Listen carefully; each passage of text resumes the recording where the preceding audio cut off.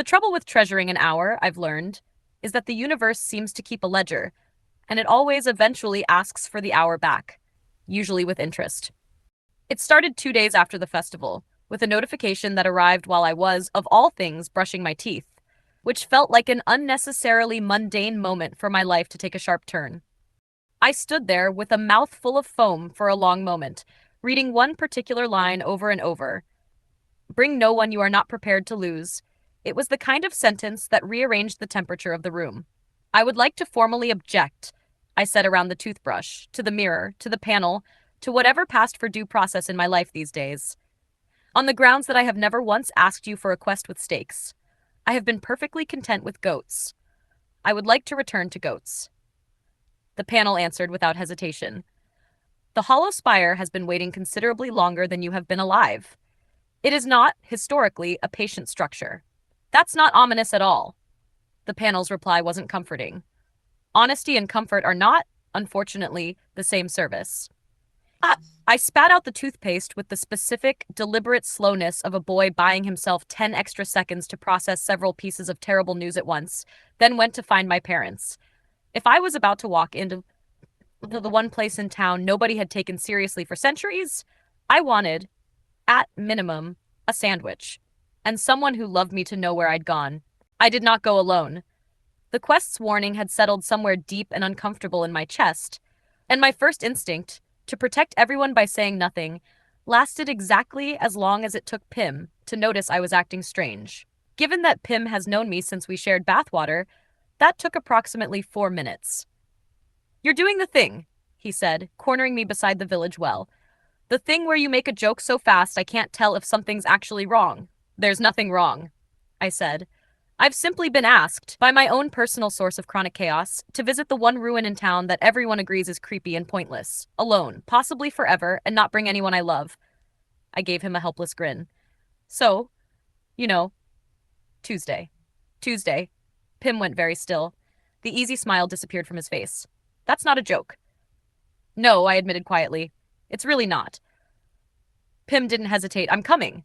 His answer came so quickly that it left no room for argument, as though the decision had already been made long before I ever told him about the quest. The quest specifically said, I heard you, Pim said. I'm coming anyway. You floated off a roof for me once, metaphorically, by which I mean you got headbutted by a goat doing chores I was supposed to help with.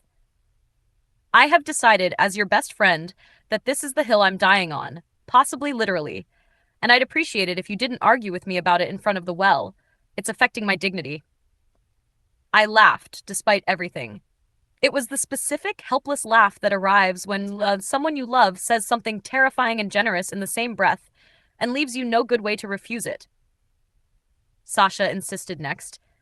If anything goes wrong, she said, someone competent in restoration should probably be standing nearby. And I refused to let that someone be Pim. She offered him an apologetic smile. With all due respect, Pim.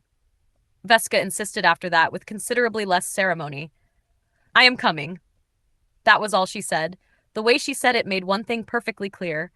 This had never actually been a question. Lissa was the last to find out.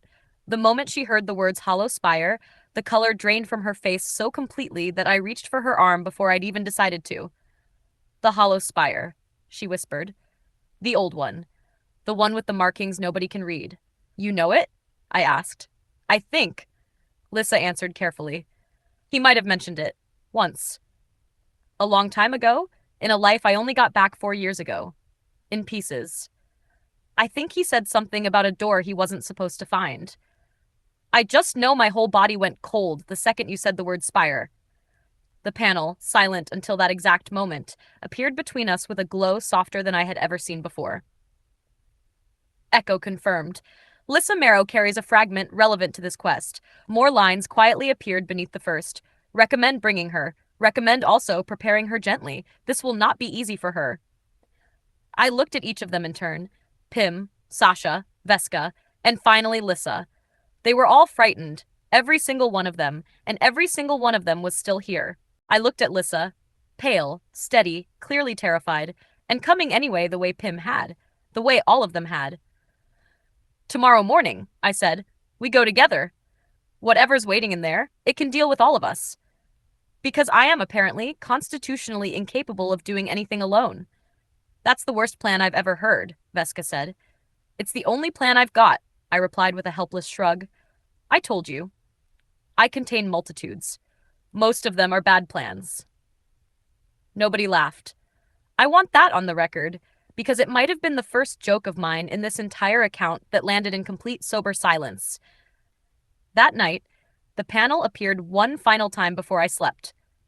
Smaller than before, almost gentle. Comprehension, 64%. Rising. Whatever you find tomorrow, you will not be facing it as the boy who stood on the glyph 2 months ago. The message continued. I want you to know that. I am not certain why it matters to me that you know it, but it does. I read those words again, and again, until my eyelids finally grew heavy. Moonlight spilled quietly across the room as I drifted to sleep, the panel still glowing softly above me like a silent nightlight. For the first time since the spire took my name and gave the whole town a word instead, I went to sleep without a single joke ready on my tongue. I had a feeling. I was going to need to save them.